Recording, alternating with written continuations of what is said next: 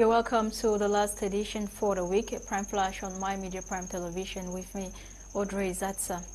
Despite warnings given by Territorial Administration Minister Paul Atanganji last year against civilian assault on police on duty, a video emerged online showing a police officer and a magistrate severely clashing and fighting. However, the reason for the fight is still unknown, but such behavior has already been slammed by the Territorial Administration Minister Paul Atanganji. In Boya, an electric pole carrying transformers went up in flames in a sandpit, a neighborhood in Boya Southwest Regional Headquarters on Thursday, January 20. The incident is said to have caused a blackout in the neighborhood, with locals calling on the electricity company to intervene to help bring back power supply. Images shared online depict flames seriously ravaging the pole. Cameroon's Minister of Employment and Vocational Training, Issa Chiroma Bakari, has returned to the country, challenging rumors of his death all over social media. The minister touched down at the Nsungkikang airport after undergoing treatment in Paris, France. Joy Ngong has details. After rumors of his death spread like a wildfire, he came back stronger than ever on January 16, 2022. No doubt any longer, the Minister of Employment and Vocational Training, Issa Chiroma Bakari, is indeed alive. He is back in the country 1 month after he was evacuated to Paris, France due to health complications. Upon his arrival at the Nsungkikang airport in Yaoundé, Issa Chiroma Bakari assured the people of Cameroon that he is in good shape.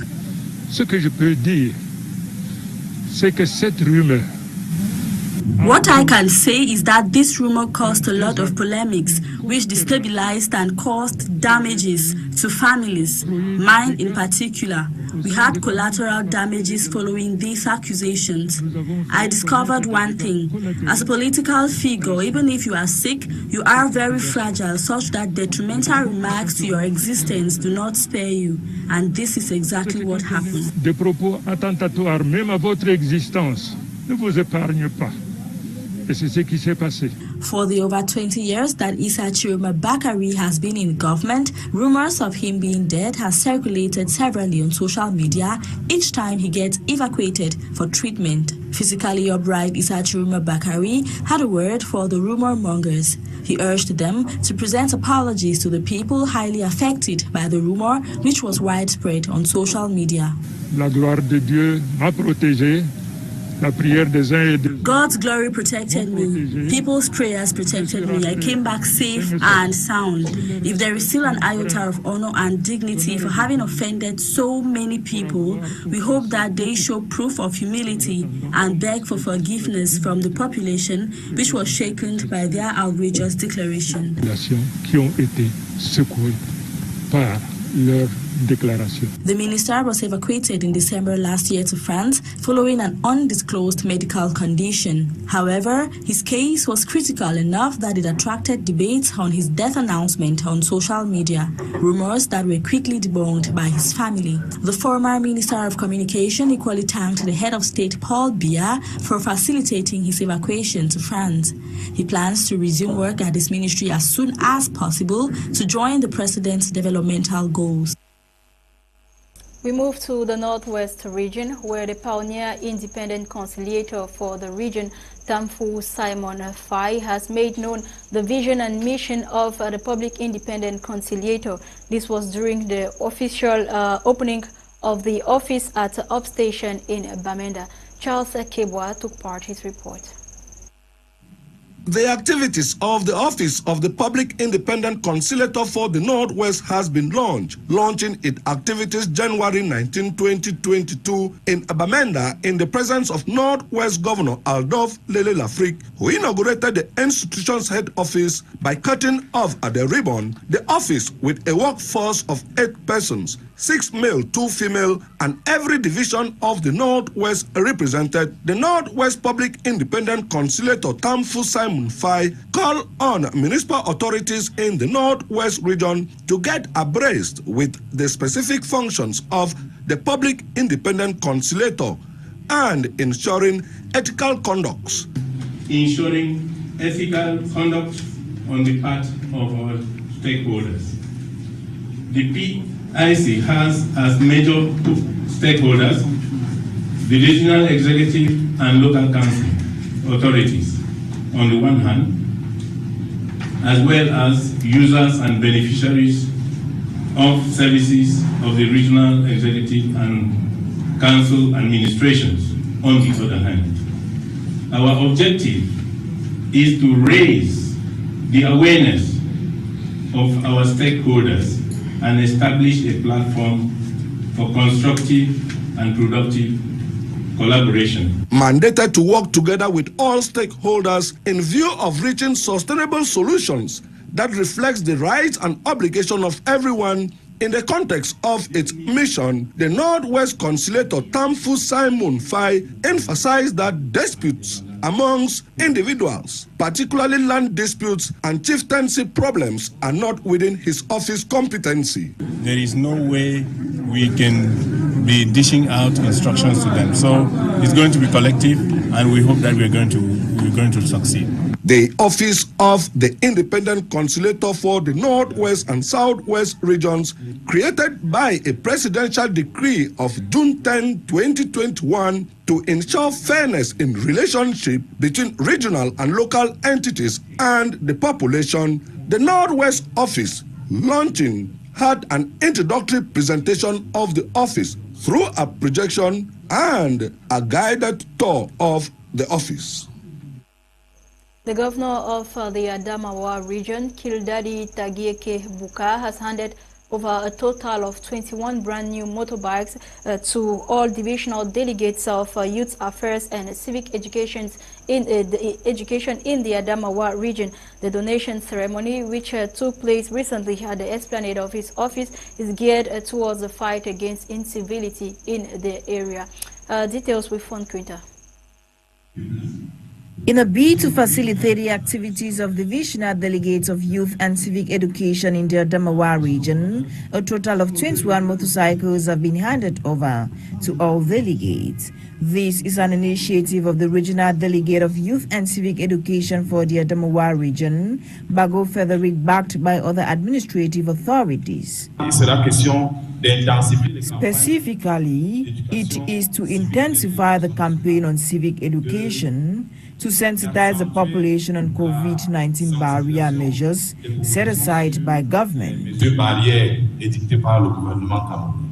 The 21 motorcycles were handed over to the delegates by the governor of the Adamawa region, Kildadi Tagieke Buka, at the esplanade of the regional delegation for youth and civic education, who called on beneficiaries to make adequate use of the gift.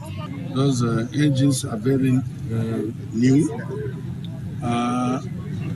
They have been given to those subdivision service delegates to be used in order to render services of quality. They have to use those this engine to sensitize the youth about needs, about the visions of the state, what we want in our country. Salimo Simon, the Divisional Delegate of Youth and Civic Education from Gandhi 3, is one of the beneficiaries, and he says the gift is quite timely. We are thanking our minister for giving us that motors which permits us to go in the front and act with people, because now we have to go and work with the people. Our difference is youth, but youth have also the problem which can permit us to go and train them for having a knowledge and good civic education in our locality. Coming at a time cases of juvenile delinquency is on the rise in the school milieu and other sectors in society, it is hoped that the delegates will visit all nooks and crannies to sensitize youth on do's and don'ts. A press conference was recently organized here in the economic capital, Douala, by the Tomorrow Children organization with the aim to denounce declarations of the non-governmental organization by some civil society leaders. Katrine Ekongwe tells us more. Yesterday, January 19, 2022, the Tomorrow Children organization held a press conference in Douala to counter declarations made by civil society leaders on the organization, the non-governmental organization which is out to fight for children and women's rights, conflict prevention, peace building, among others, was more concerned about promoting a positive image of itself. Speaking during the conference, Mariama Njayo, founder of Tomorrow Children, outrightly denounced the declaration published by human rights activists about her organization. The main objectives of this activity was to promote our organization. It was to present our position about the declaration of those people who think that the leaders of civil society. All of us are civil society actors. We are human rights defenders, and we should be responsible. We cannot use the name of someone. We cannot use the name of any organization without the authorization of the leader of that organization. The denunciation was further reiterated by the coordinator of Tomorrow's Children in the Southwest region. There is nothing that was said that is wrong where I am concerned. The only issue in that declaration is the fact that you publish names of persons who were not part of the preparatory meeting or who didn't sign any document whatsoever. And secondly, like I said earlier, the content of that work makes it look as if the government is so bent on killing the citizens who we are. But I keep saying that the government brings a bill, people, we the citizens voted in the assembly, voted that bill.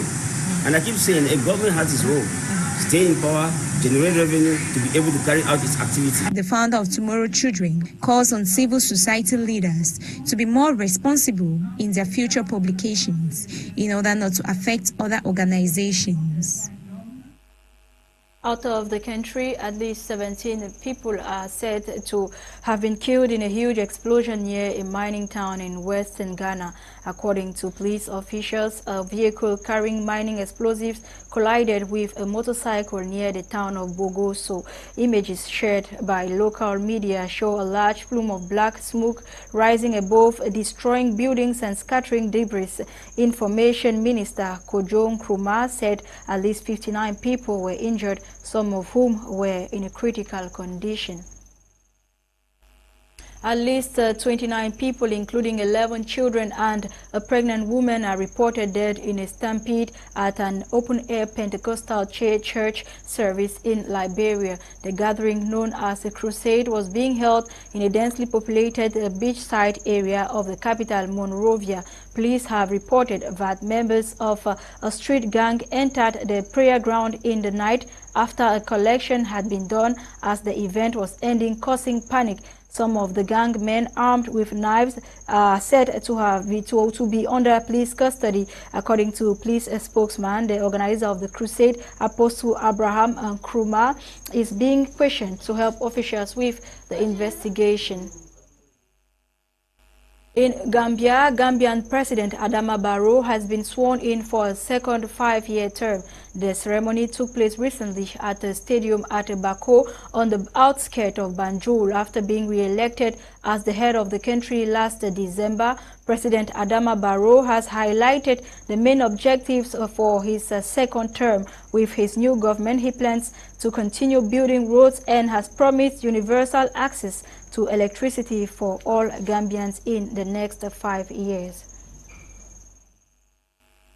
As this AFCON 2021 is ongoing, changes have been observed on the Cameroonian commercial landscape as local business persons have switched business lines to suit the context of the season. Dolly Ngonde shows how beneficial the AFCON 2021 is been to some Cameroonians. Her report.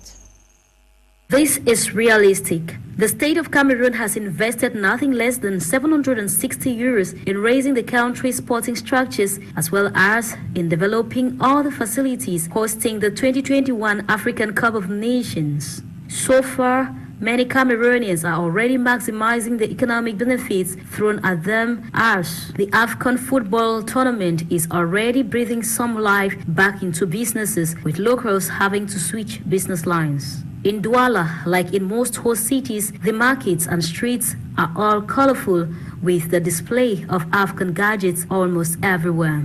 I've been into the sale of these gadgets for more than 10 years. I sell jerseys, I sell vuvuzelas, I sell caps, and I also sell bracelets. We have here displayed the various football items, ready and waiting for the clients daily.